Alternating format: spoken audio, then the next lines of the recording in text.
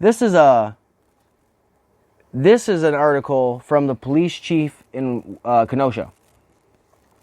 And I know this made a lot of people mad. And that's okay that it made them mad.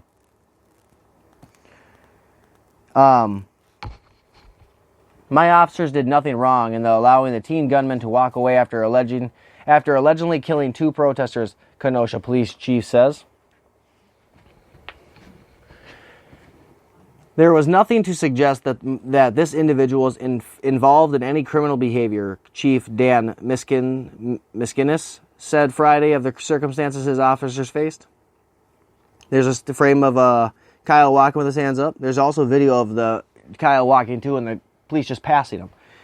Now, there's one specific thing I wanted to read what he had to say. There were a lot of people in the area, a lot of people with weapons, and unfortunately a lot of gunfire, Miskinis said Friday as news conference in Kenosha. So what the officers were walking into or driving into this case was a shots fired complaint, not a shooting, not a person down complaint. We had many of those over the course of this unfortunate event. They see somebody walking towards them with their hands up. That, too, isn't out of the ordinary given all the events going on. We have armed individuals out protesting or counter-protesting or simply walking around exercising their right, who will put their hands up, Miskinis said. It might not have been abnormal. It might have been abnormal 2 weeks ago. It's no longer abnormal. So there was nothing to suggest that this individual is involved in any criminal behavior. Given the circumstance, Miskinis said, there was no lapse in judgment by his officers. Clearly, they're not seeing him as a suspect or a threat of any kind, he said. I don't need to keep going because that's what I wanted to read out of that. What he's saying is over the course of the events, cops don't know if you're good or bad because people are hands up, don't shoot, hands up, don't shoot. They're walking past the cops with their hands up all the time. So how is the cops going to decide if you're good or bad? And they weren't listening to Kyle when he was trying to get them to stop the car. You can see his mouth moving. He wasn't just moving it for fun. So you can see that. And I'm not saying that this helps Kyle or hurts him, but I'm saying it does stop a little bit of the narrative. Now, Trump said he was going to go to Kenosha. He made that clear. He said he's going to Kenosha, and I think he's there right now, or he was there this morning, or he's there today at some point. Now, Biden and Pelosi openly blame Trump for the violence and unrest. They both cannot complete an entire sentence when they're trying to go at Trump without gaffing it up or messing it up at some point. We literally see Pelosi, you can tell she's trying to say something, but she gets so riled up because of her own hatred, she can't even get it out clearly. Same with Biden. And then we see like Mayor Ted Wheeler declines help from Trump and the federal authorities in an open letter to the White House so everybody can read it.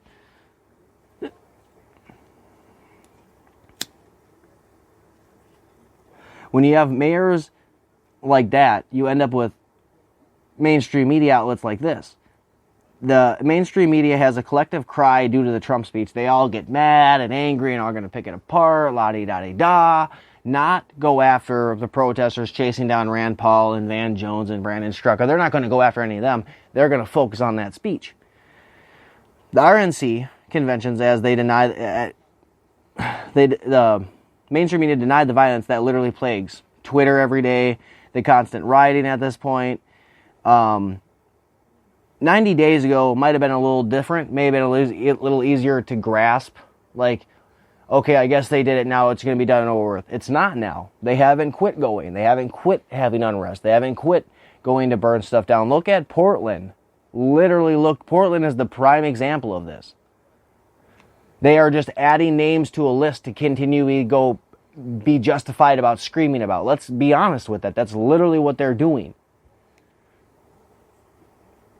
We have civilians telling county boards that it will be going down the path that the elected officials have happily started with backing up Antifa and Black Lives Matter. They're not going to continue to go with it.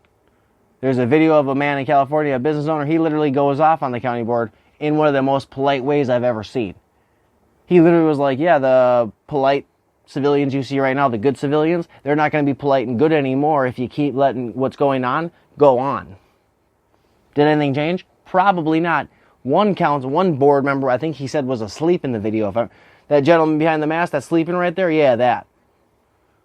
They're not taking it seriously. I'm not saying there's going to be some revolution, but he surely said he has no problem. He fought for this country. He has no problem fighting against the civilians to keep the country. Watch the video. It's I think it definitely pulls out the heartstrings in my eyes. Like, especially if you feel some kind of way about what's going on, that video is gonna feel that shit 100%. Now, we have a big divide in America. We have, since Obama, I mean, we can go back decades, presidents, whatever. But I really think it didn't help when Obama let Antifa grow and just run with it. It didn't help when he let Ferguson happen. It didn't help when he let Baltimore happen. It didn't help when him and Biden pulled all the strings that they could have to make the United States look like utter pussies, let's be honest. Giving terrorists hundreds of billions of dollars in overnight flights, this, that, the other thing. I mean, Obama and them didn't do very much good for our country except hurt us. And I was a kid when he became president. So I don't know everything about the guy, but I do know what I've read, and I ain't that good. He ain't that good of a guy. But I mean, you'd say it started under Bush. I'll happily go with that. That man was a warmongering president. That's all he wanted was war. He wanted to fight his daddy's war. We'll keep it a buck. That's what he wanted to do. And he did it. And now Trump's talking about getting the troops out of that war that was started 20 years ago.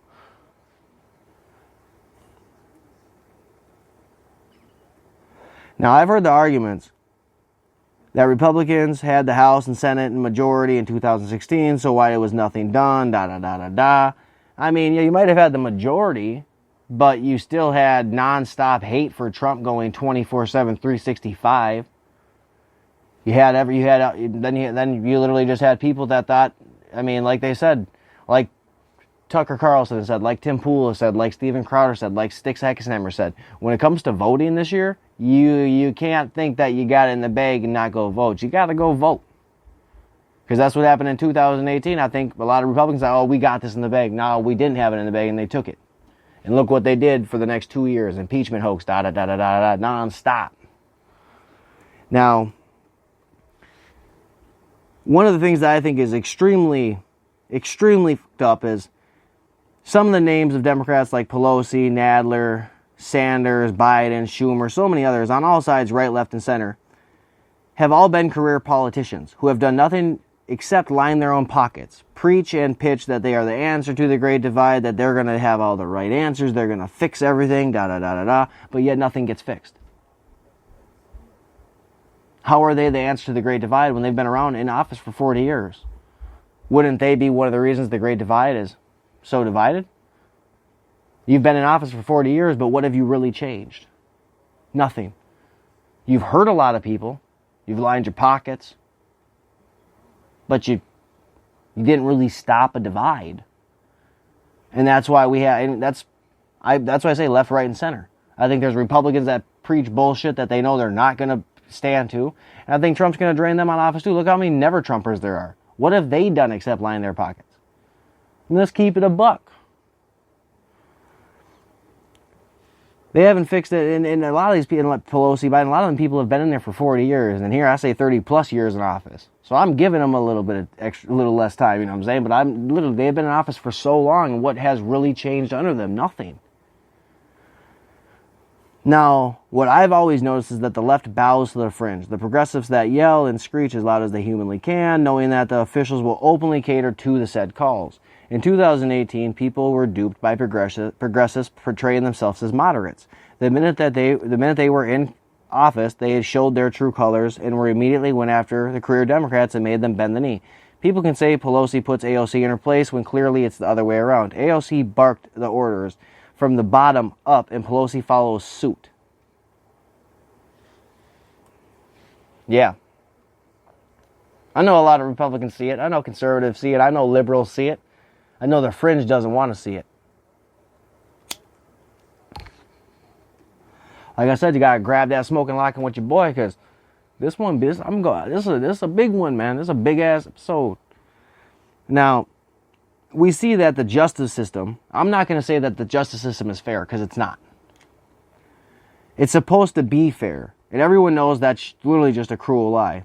Not to any one side in particular. I don't believe it's any more unfair to one side than the other. The prosecutors and the judges, now, that's the deal breaker there. They might be harder on one side than the other, not the actual system itself. Now, the judge throws football numbers at you, 50, 60 years. I don't know, man. That if you really did something to have those numbers, otherwise maybe it's the way that they view things and are going to push their power. That's why we can all worry about the major elections. We got to worry about the local ones too, because the local ones that really affect you. That's the prosecutor, the judges, the city council, the boards. That's really where it comes up to play. That's really where it comes to play. And that's really where I think the justice system plays a dirty game. Look what they do with Trump and the taxes. They side with the left on this one, then side with the right on this one, then side with the left with this one, then side with Trump on this one. Playing a dirty game of pool. And now, the mainstream media does work day and night to push whatever narrative that they see clearly will fit the hate and rage bait going on for that day. So they've been riding that Kyle Rittenhouse, they've been riding Trump, they've been riding the Jacob Blake shooting, they'll still go back and touch on George Floyd. They're doing their best to keep their narrative shoved in everyone's face as much as they can. Now, this particular article is about Chris Wallace. And I don't think he's a bad anchor, but he's not generally my favorite one. I do believe he plays both sides, and he plays both sides pretty well. I believe he leans more to the left when there's a lefty on, and I believe he leans more to the left when there's a righty on. That's really what I think. I think he leans left. Like he said to Trump. I asked Pelosi hard questions. I don't think he did. I think he thought they were hard to him. They weren't hard questions to me. He went after Trump 10 times harder than he went after Pelosi. Let's just keep it a buck. Now, this is from the Business Insider. Fox News anchor Chris Wallace slams colleagues for appearing to rationalize 17-year-old charged in the Kenosha shooting. There is no justification. So you can see probably with the headline why I picked this article. Because, man, that's powerful smoke. Anyways, because, what do you mean there's no justification? Before I even read the article, my whole thing is, what do you mean there's no justification? They were going to try to beat him up on the ground. The dude chased him with a bag and a brick and threw it at him. What do you mean there's no justification? I mean, for real, what do you mean there's no justification? So it's okay if someone tries to beat the shit out of you. So what happened in Portland, that's okay? Because that's what I think when Chris Wallace says there's no justification. Now, I'm going to read the article, but I don't think he's going to change my mind very much. Fox News anchor Chris Wallace pushed back against panelists on the talk show on Thursday after one pundit appeared to justify vigilante justice at Kenosha protests by blaming Wisconsin's leadership. On the argument of vigilante justice, when you have no police around to defend businesses and people who are being attacked and their livelihoods burned to the ground, then there is a void that is filled, Kate Pavlovich said. Kyle Rittenhouse, 17-year-old of Antioch, Illinois, is accused of shooting and killing 2 protesters, injuring a third earlier this week. He was arrested by the police in Illinois on Wednesday and charged with homicide the following day.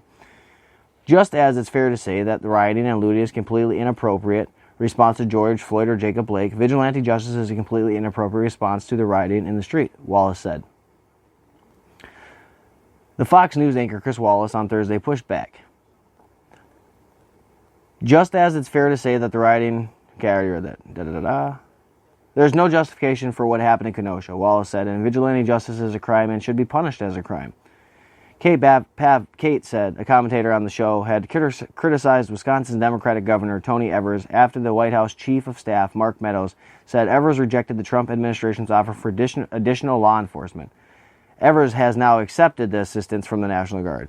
When it comes to how you stop this and why people are doing what they're doing, you're making a choice as leadership not to stop riots at the beginning, Pavlovich said, adding the choice leaders are making not to stop violently